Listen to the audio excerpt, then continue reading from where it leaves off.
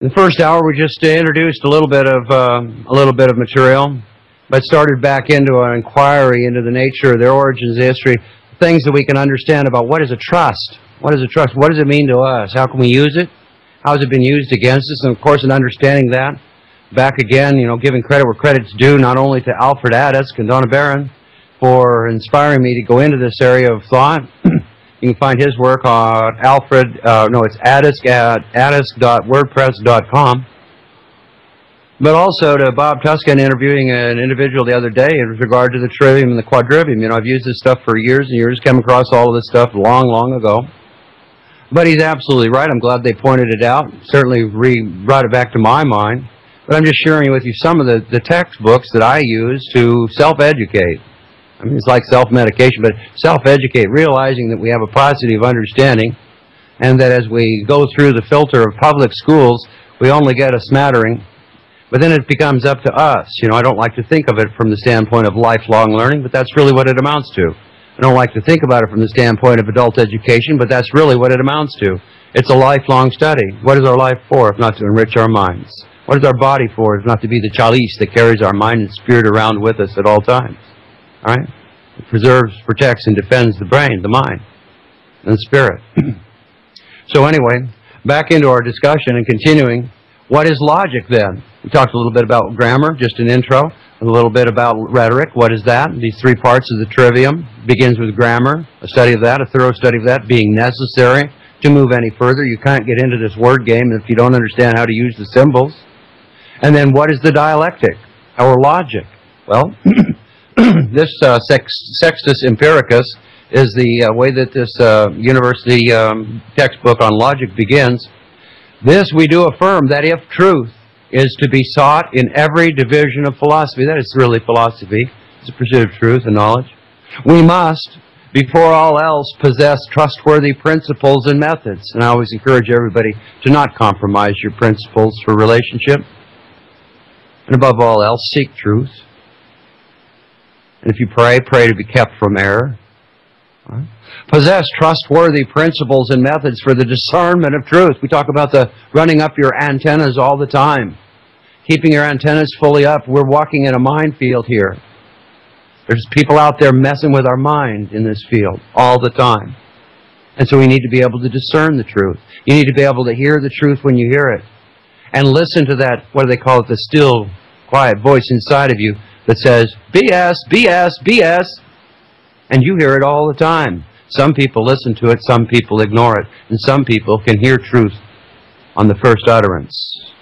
Now the logical branch, again, continuing, Empiricus. Now the logical branch is that which includes the theory of criteria and of proofs. Criteria and of proofs. We use logic to go in and make inquiries, deeper inquiries, to verify for ourselves whether this argument that's being posited, this idea that has been proposed, is this even logical? Or does it fly in the face of everything that we know?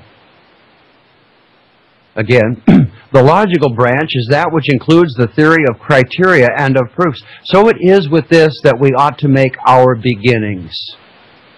And of course, the Greeks knew this long ago, as did the Romans, and they used it in their upbringings. Then it was adopted by the church, came into scholasticism, and it's found its way all the way to today, thousands of years later, on to become vocal local. And I'm glad you're listening. We'll be right back after these words. Stay tuned.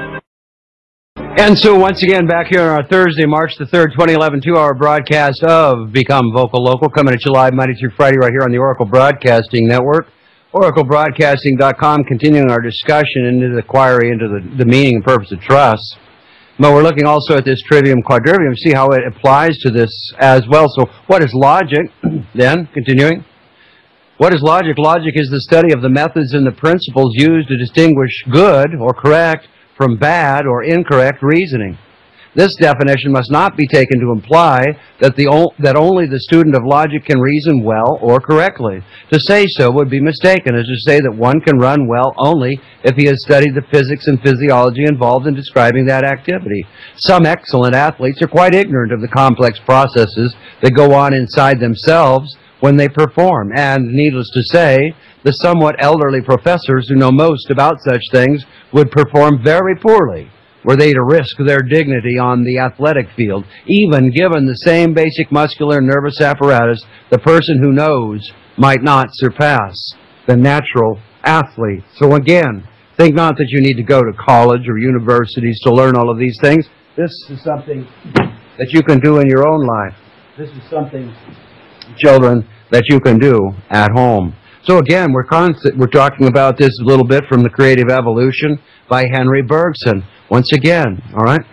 He says concepts, in fact, are outside each other. Outside each other, like objects in space. We start to get involved with law and legislation. We get inside of this thing, and we don't know who we are. We don't know where we are. We don't know whose we are. And that's a real trouble, because concepts, in fact, are outside of each other, like objects in space. All right? And to give you a little bit on that, again, let's take a look at two different ideas in law.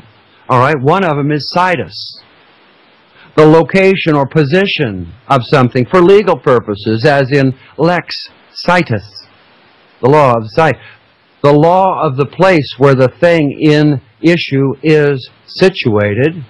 And then it says see locus, L-O-C-U-S. If you've never done that, look up the word parabola and check that out. When we say become vocal local, in Latin it's localis vocalis, or vocalis localis. It's locus, it's parabola. What it is basically, it's a point that is tethered in space by an arbitrary distance that can slice unusual ellipticals or parabolics out of a cone. It's like following an amendment through a deliberative assembly. They're a tethered concept. Becoming vocal, vocalis, localis, becoming vocal, local. It's an extremely potent, little, perfect, full sentence when you use the exclamation point. It's the exclamation point, by the way, which is the object of that sentence, the subject. So on this one hand, we've got the situs, the locus. On the other side, we have venue. You'd think they would be one and the same, but they're not. The proper or a possible place for the trial of a case. Usually, because the place has some connection with the events that have given rise to the case. That's the first sense in Black's second pocket edition. The county or other territory. Notice the way they say the county or other territory, implying that your county is a territory. That's territorial law. Go back and look at the Northwest Territory, Northwest Ordinance there. One of the four organic documents. The county or other territory over which a trial has jurisdiction, loosely, this is the third sense, the place where a conference or a meeting is being held. For, in a pleading, it's the statement establishing the place for the trial. And 5, in an affidavit, it's the designation of the place where it was made. We think we live in one place, and yet we act as though we live somewhere else. Previous broadcasts, I've shared Alfred's wisdom on this concept of the difference, the great difference between the state and this state. Law operates oftentimes in this state. We exist in the state. And it's by our signatures, our signings, our contracts, our agreements, etc., that the lawyers dialogue us into this consensus to come go with them in this state, where we become legal fictions and unknowingly victims. So the symptom here is not knowing our trivium and quadrivium properly and not having taken time to embark upon rhetoric, oratory, and the learning of law, as the Greeks and Romans did, even homeschooling their young men in the household. So what's a trust? A trust and a beneficial ownership.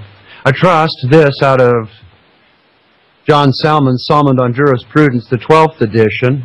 And I have to say that the 12th edition is heavily positivized by a man named Hart, himself a legal positivist. And we're still on legal positivism, by the way. This is just a sidebar, just like the Commerce Clause was. We're still studying what is legal positivism. But this is a 1966 publication. trust and beneficial ownership. A trust is a very important and curious instance of duplicate ownership which allows for the separation of the powers of management and the rights of enjoyment. Which allows for the separation of the powers of management and the rights of enjoyment. You wonder why it is that the Uniform Commercial Code and the Uniform Property Maintenance Code, how is it that I become the caretaker, the janitor on my own land? I thought I owned this place. I surely paid for it, didn't I? I pay taxes on it, don't I? Why are you telling me that my lawn is too long, or there's a dent in my gutter, or there's leaves built up in the corner there of the yard, or maybe there's some litter, and maybe they don't like the color of my truck, for God's sake. Or my house, even worse. Again, a trust is a very important and curious instance of duplicate ownership, which allows for the separation of the powers and management of the rights of enjoyment. Trust property is that which is owned by two persons at the same time. It can be this state and the state, perhaps. Trust property is that which is owned by two persons at the same time. The relation between the two owners being such that one of them is under an obligation to use his ownership for the benefit of the other. Who benefits in the ownership of your automobile? Or I should say, the automobile. Or the house. Who benefits? Cui bono. The former is called the trustee, and his ownership is trust ownership. The latter is called the beneficiary, and he is beneficial ownership. We can talk about property a little bit. These three criteria. You have possession. You have the right of possession. And then you have a right over the thing, the right of property. The right of property. And then we also found yesterday in our readings that we have equity and legal. Two different types. Equity, an equitable title, and a legal title. But again, we're slaved for lack of knowledge.